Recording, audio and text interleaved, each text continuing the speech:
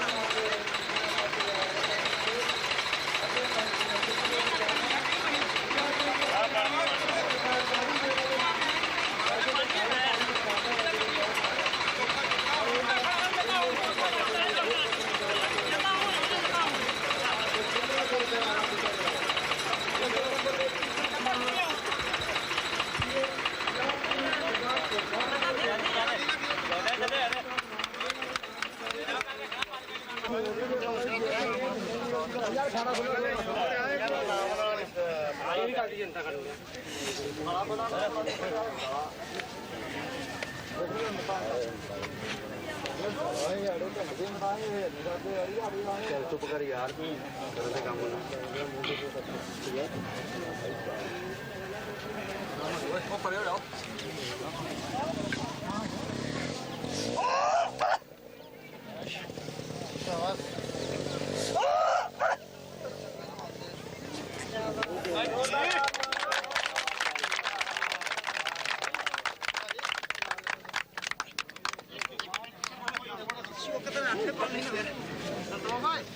दोनों पहले कर दो यार, यार चुप रहो, निगाह मड़ा कर थले ले यार, की करना है लागे विच आवाज आउंदी यार सारी।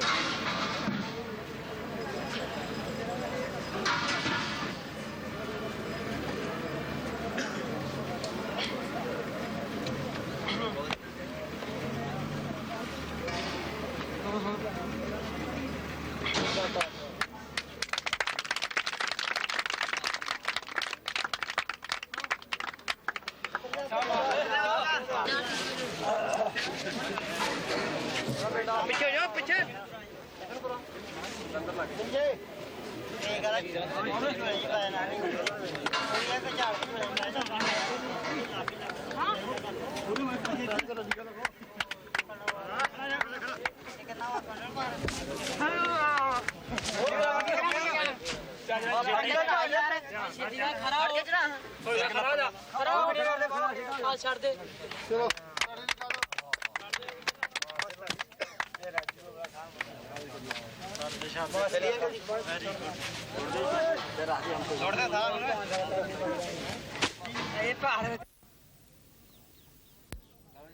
थोड़ा सा ये छिंज के बारे में बताइए। हाँ ज़रूर बताऊंगा।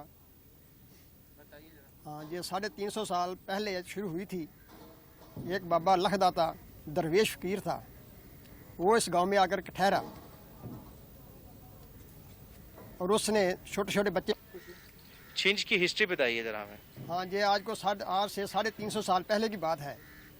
एक बाबा लखदाता एक दरवेश फकीर था, वो इस गांव में आया और गांव के लोग यहाँ जंगल होता था, जंगल में अपने मवेशी चराते थे और वो वहाँ आकर यहाँ इस आश्रय पर ठहरा कि यहाँ लोग रह रहे हैं। उसने छोटे छोटे बच्चे इकट्ठे किए और उनको कुश्ती वगैरह खेलें वगैरह करानी शुरू कर दी और ये शौक़ हर साल वो करता रहा। ये शुरू जो है इसका आरंभ जो हुआ है वो इस बाबे लखदाते की कोशिश से हुआ। वो आस्ता से ऐसी भी कृत बन गई, रिवाज बन गया कि ये गेम जो है, ये खेला था, वो चलती रही सतह है।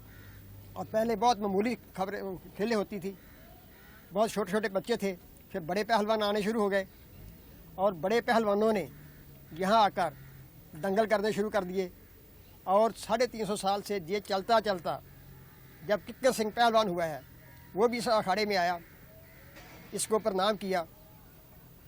जो हमीदा पहलवान था वो भी यहाँ आया और जो उसके बाद हजारा सिंह बोड़ू वाला था वो भी यहाँ आया। उसके बाद दारा सिंह भी यहाँ आया, जोगिंदर टाइगर भी यहाँ आया, अक्षर भी यहाँ जो लोकल पहलवान था। और उसकी इस छिंज जो असल पहलवान था वो अक्षर था, उसका आगे चेला जो था वो कोल्ला था। बहुत पहलवान हुए। अब जो करतार सिंह है, जो असले सरमाया है हिंदुस्तान का, विरासत है हिंदुस्तान की, वो भी यहाँ आकर गोया। उसने भी कुश्ती यहाँ ये कुश्ती जो पहले शुरू हुई थी वो स्थान है ये यहाँ की, यहाँ पर ही स्टार्ट हुई थी कुश्ती? नहीं, वो ऐसे होता था कि हर साल कभी उस जगह लगता था, कभी उस जगह लगता था। ये ग्राउंड तो सन 60 से बाद बननी शुरू हुई है। इसकी खासियत क्या है, इन खेलों की खासियत? हाँ, इसकी तो है ये जो प्योर खालस ये पेंडू मेला है, ये ग्रामीण का मेला है। ये ज़िमींदारों का मेला है। जो ज़िमींदारे से कंट्रैक्टर लोग हैं, जो लोग जिनका संबंध ज़िमींदारा से है, चाहे मजदूर है, मेहनत करने वाला है, या ज़िमींदार खुद है, वो जब फसल पकने वाली होती है और उसकी खुशी से यहाँ खेल वगैरह करता है, अपने मन रगी करता है, अपनी जोर जमाई करता है, गाड़ी फसल आने वाली होती है उसकी खुशी से।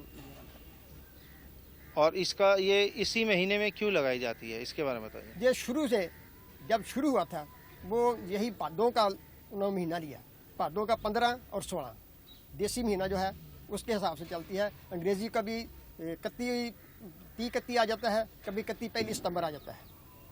तो इसका जो आपने कहा कि 30 और 31 को है, हाँ। क्या ये फसलें पक जाती हैं, किसान बेला हो जाता है, इसलिए लगाया गया इस टाइम पे, या कुछ अलग? नहीं, फसलें पकी नहीं होती, फसल पकने वाली होती है।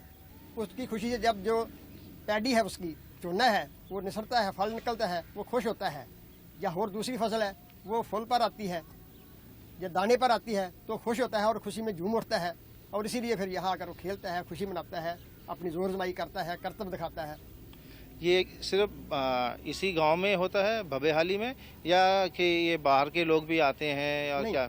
पहले तो यहाँ ही होता था, लेकिन आस्ता आस्ता इसकी इतनी मशहूरी हो गई कि ये सारे पंजाब में मशहूर फिल्म शिंज है, और यहाँ सारे पहलवान बाहर से भी आते हैं और दुनिया बाहर से भी देखने आती है। इसको एक बार फिर से बोल देंगे आप? ये जो यहाँ पर बब्बेहाली में क्यों होता है ये? क्योंकि ये शुरू इसका जो आरंभ हुआ था वो बब्बेहाली से शुरू हुआ था, और इसीलिए लोग यहाँ मनाते हैं। और इसकी जो इतनी मशहूरी हो गई, बाहर से लोग देखने वाले भी और कुश्ती करने वाले भी या दूसरी गेम खेलने वाले भी वो यहाँ आकर खेलते थे। नहीं, मैंने आपसे पूछा है कि ये बब्बेहाली में सिर्फ इस गांव के ही पहलवान होते हैं, या खिलाड़ी या बाहर से भी आते हैं? हाँ, इस गांव के पहलवान भी होते हैं, लेकिन ज़्यादा बाहर से आते हैं, क्योंकि इतने बड़े बड़े पहलवान हो इतने इस गांव में तो हो नहीं सकते। ये कितने सालों से लगातार चलती आ रही है? ये आज से 350 साल हो गई है, लेकिन एक दफ़ा 47 में जब गड़बड़ हुई थी उस दफ़ा नहीं लग सकी। लेकिन यहाँ ये भावना लोगों की है कि जिस साल ये शिज ना लगाई जाए, इस गांव पर कोई ना कोई कुरूपी आती है, कोई ऐसी मुसीबत आती है, इसलिए लोग इसको खुशी से मनाते हैं। तो इसका जो फंड है वो कहाँ से आता है? फंड ये लोगों की मेहनत है, लोगों का अपना पैसा इकट्ठा किए हुए, इसका कोई सोर्स नहीं है, ये सिर्फ लोगों की गिराई है, लोगों का चंदा है, लोगों से इकट्ठा किया जाता है। और आपके हिसाब से कितने को लोग आते हैं यहाँ इसको देखने के लिए? इसको देखने पहले तो बहुत कम आते थे, लेकिन 1960 से जब से ये जो मेला शिंज का है, इस नवी कमेटी ने, नौजवानों ने संभाला है, प्रबंधकों ने संभाला है, उसके बाद ये गेम, ये खेल जो चलती रही। और इतनी यानी इसके बाहर से लोग आते रहे। सन 62 में प्रताप सिंह कैरों चीफ मिनिस्टर पंजाब का था, जो जाट पंजाब का था, वो भी यहाँ आया, और उस वक्त भी 2 लाख के करीब आदमी इकट्ठा हुआ शिंज देखने के लिए। वो बाबा जी लगदत्ता जी की यहाँ पर जगह है? हाँ, उसकी जगह है, गांव के बिल्कुल सेंटर में है। वो वहाँ पर पहले शुरू हुई थी ये छिंज? नहीं, वो वहाँ ठहरा था। अच्छा, उसकी वहाँ जगह बनी थी, वहाँ ठहरा था, भक्ति करता था, लेकिन जो खेले कराता था वो बाहर कराता था। बहुत बहुत शुक्रिया आपका, सत श्री अकाल, थैंक यू।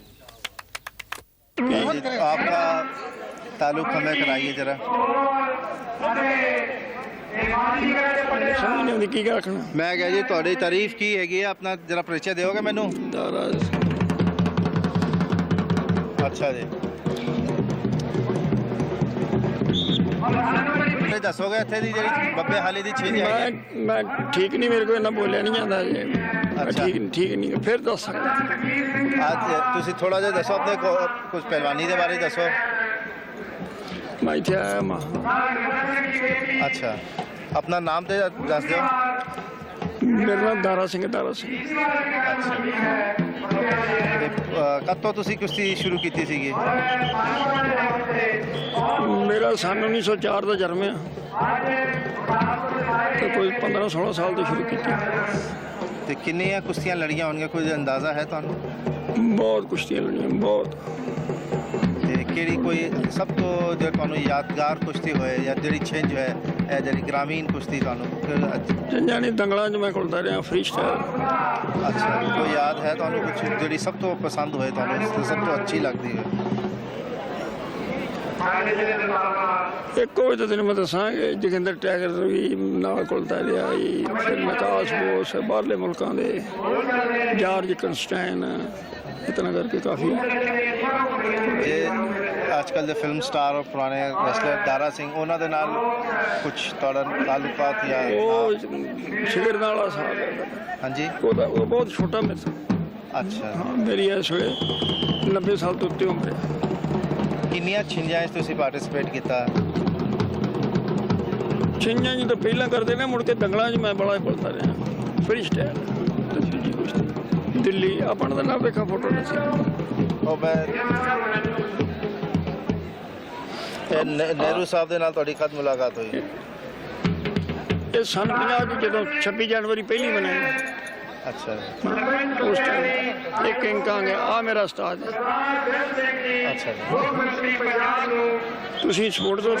ਹਾਂਜੀ, ਕਿੱਥੋਂ ਜਦੋਂ ਮੈਂ ਜੀ ਦਿੱਲੀੋਂ ਆਇਆ ਜੀ। ਮੇਰੀ ਇਹਨਾਂ ਕੋਈ ਪੈਨਸ਼ਨ ਲਾਈ ਹੋਣੀ ਹੋ, ਮੈਨੂੰ ਆਨਾ ਕੋਈ ਮੈਨੂੰ ਕੋਈ ਦੇ, ਮੈਂ ਬੁੱਢਾ ਹੋ ਗਿਆ, ਕੁਛ ਨਾ ਕੁਛ ਦੇ ਮੈਨੂੰ। ਖਰਾਕ ਹੈ ਨਹੀਂ ਮੇਰੀ।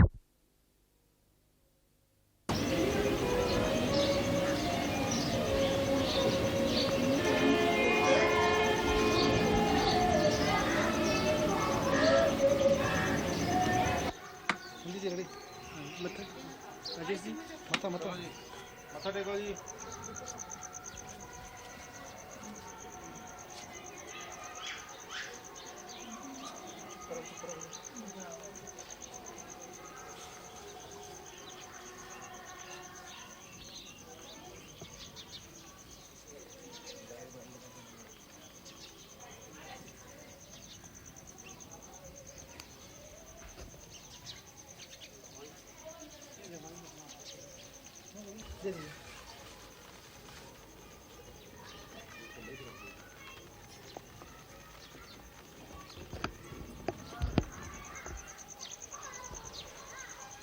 ਮਿਸਤਰੀ ਨਾਜੀ ਕਰਦੇ ਹਾਂ, ਜਗ੍ਹਾ ਮੈਂ ਲਾ ਦਿੰਦਾ ਵਾਂ। 15-16 ਭਾਪਾਂ ਨੂੰ ਬੰਦੇ ਹਾਈ ਦੇ ਪਿੱਛੇ ਨੂੰ ਹੋਵੇਗੀ ਅਤੇ ਢੋਲਾਂ ਦੇ ਜ਼ਰੀਏ ਤੋਂ ਮਿਸਤਰੀ ਨਾਜੀ ਕਰਦੇ ਹਾਂ। ਸਾਰੇ ਪੰਜਾਬ ਤੋਂ ਕਈ ਚੰਗੇ ਦੇ ਪਹਿਲਵਾਨ ਨੇ ਜਿਹੜੇ ਨੂੰ ਜਾ ਕੇ ਦਰਸ਼ਨ ਰਹੇ ਨੇ ਮੇਲੇ ਦੀ ਰੌਣਕ ਦਾ ਚੰਗਾ ਜੀ। ਲਾਓ ਡਰ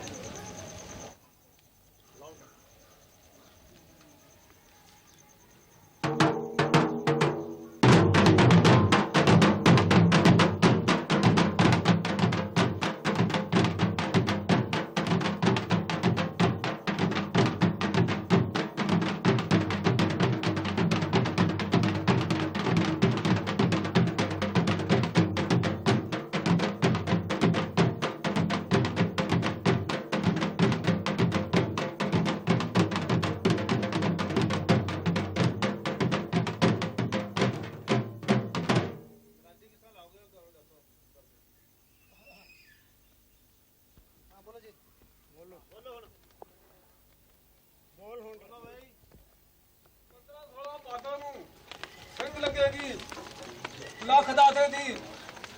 ਇੱਥੇ ਜਿੰਨੇ ਵੀ ਭਲਵਾਨ ਪੰਜਾਬ ਦੇ ਨੇ ਸਭ ਇਕੱਠੇ ਹੋ ਕੇ ਆਪਣਾ ਕੁਸ਼ਤੀਆਂ ਵਿਖਾਓ, ਨਾਲੇ ਲੱਖ ਦਾਤੇ ਦੀ ਸੇਵਾ ਕਰੋ। ਲੱਖ ਦਾਤੇ ਦਾ ਮੇਲਾ ਬੜੀ ਹੁਬ ਤੁਮਨਾ ਹੁੰਦਾ ਵਾ। ਸਭ ਪੰਜਾਬ ਦੇ ਜਵਾਨ ਜਿਹੜੇ ਇੱਥੇ ਇਕੱਠੇ ਹੋ ਕੇ ਤੇ ਇੱਥੇ ਹਾਜ਼ਰੀ ਦਿਓ।